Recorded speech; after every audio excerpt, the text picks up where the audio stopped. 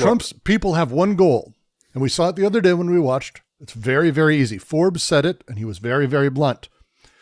The goal of this is to have something that offsets the cost of eliminating taxes on the wealthy. That's it. Yep. And so if they can, and they better do it quick before the recession hits, but if they say, hey, look, Doge did $2 or $4 trillion in savings, because they're liars and they just make it up. Oh, look, these tariffs are going to bring in $2 to $4 trillion in taxes. They say these things. They can then go through budget reconciliation, which is horrifying that it exists, and fuck our government and fuck our senators for having it as a thing, all of them. They only need 51 votes to pass that. And as soon as they do that, this awful thing happens. All the taxes are gone on the rich. We, the regular humans, are paying enormous regressive taxes in the form of tariffs that we're paying on behalf of things. And there's no way. They're talking about like that's the part that I avoid it, but it's like the part I can't even wrap my head around. It's like people don't know what tariffs are. They talk about them like politically they function like sanctions on states, but there's a significant difference in that when you sanction a state, what you do is you limit their ability to trade. When you tariff goods, you just make them more expensive for the consumer, and you have no control after that point what actually happens on the back end. So the only people who are definitely going to suffer from this, are the consumers in your own country. So it's like, yeah, how are people? But again, and there's no turning back from it, because budget reconciliation, thanks to and I can get into the weird rules of it, but the Byrd rules, BYRD, meant for the racist asshole from West Virginia, a senator piece of shit. They put rules in that had to do with how you could go through budget reconciliation. If they are able to do this and justify it, which they've done before with these exact justifications, this is how they did the Bush tax cuts. This is how they did the Trump tax cuts. This is how the Democrats made changes to the Affordable Care Act, because they were able to say it's budget neutral. So they could kind of wiggle around things and get 51 votes instead of 60. Because if you need 60, if you get cloture, that's great. We're never getting cloture again in the history of the Senate, not anytime soon. So in order to undo this, like, let's just say they do this and there's no taxes on the wealthy again.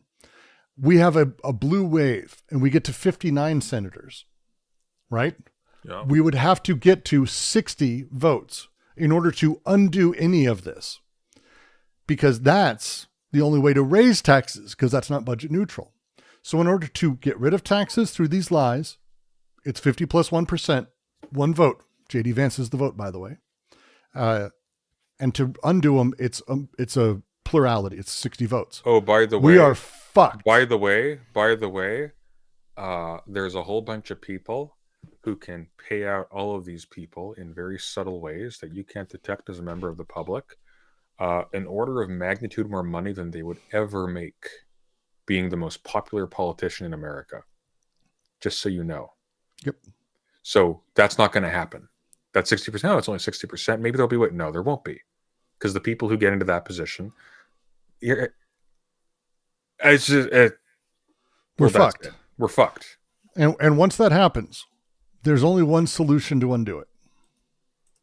And we're not allowed to say it on YouTube, Brooks. Correct. YouTube has rules against such things. But I will give you a hint. As a thing, I will just say in general, I don't want things to get to that point. As much as I think there's people who fantasize about it and jerk off online about zombie apocalypses and revolutions, I don't like these things. No, those people are stupid, because here's the thing you need to understand. It's depressing. We've seen those before. Those have happened before. And you know what happens? Well, we're here. That should spell things out for you a little bit. This stuff having to take place does not mean that all of a sudden things get fair and better. It means a whole lot of people die, and in the chaos, other people who are as cynical and vile as all the people who are currently in power find their way in as well through ulterior means. That's it. And maybe incrementally, slowly over time, stuff peels back a little bit and a little bit and a little bit, unless something happens to completely jostle our collective psychology so that we're capable of going back farther, which is always in the cards. There's no rule that says this always has to go in one direction. None. So, like, just to be clear, like, anyone who's like looking at this and going like, oh, well, maybe this will break things down so much that maybe something better will be tried. Those people are stupid. Like it can go like here's a question. Here's a question for you. What how many steps backwards versus steps forward was the Holocaust? Just as an example, right? Like it took you want to talk about like progress. Do you realize how many like developmental steps in humanity it takes to be capable of destruction on that level? Like there is no rule that says that the outcome of all of this gets better. It can get so much worse. Oh my god, it can get so much worse. And that's assuming that everything sort of stays placid. There are pandemics on the horizon. So imagine COVID-2, but if it's maybe the symptoms are worse and there's not even just like no will to address it efficaciously. What if there's no ability? Like what if you're actually fucked that way? Like it can get bad. It can get really bad. Like so 2 seconds. I want to just look a thing up on that note. Yeah. Because I had a stat I said the other day. Someone corrected me. I just want to make sure if I am right. What's that? Is he a status or a stat? Stat. So 2 seconds. Because it's my point is, regardless of how the stat may turn out, capital will always find a way to include whatever the fuck is going on. Things can get so fucking much worse in extraordinary ways. The idea that this will lead to some sort of brilliant revolution is the ongoing lie told by those who wish to partake in control. That's all it is. All the way from the Islamists who presume a grand act of violence, and this is what Saib Kuda wrote about.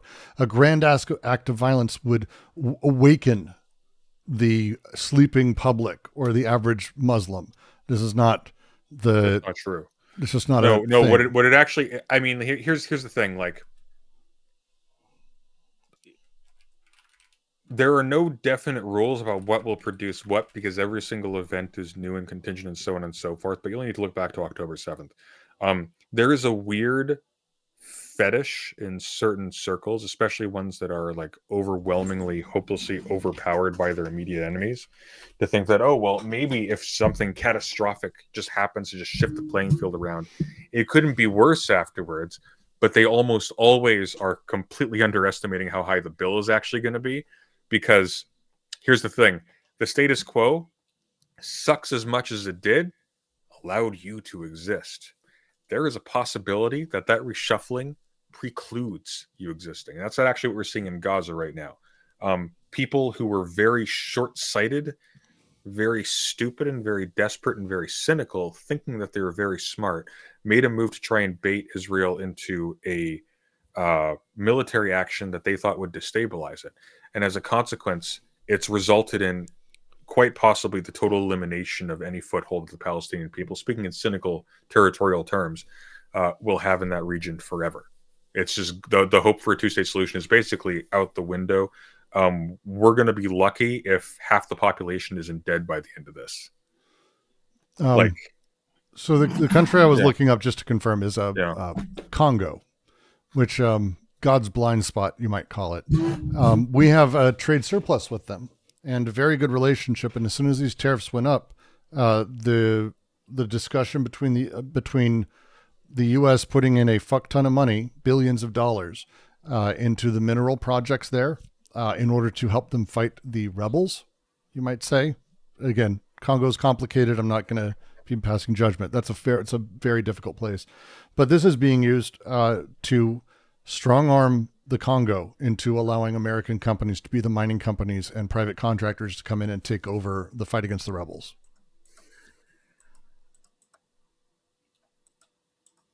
So what you're saying is Mr. Robot could be real. Yeah.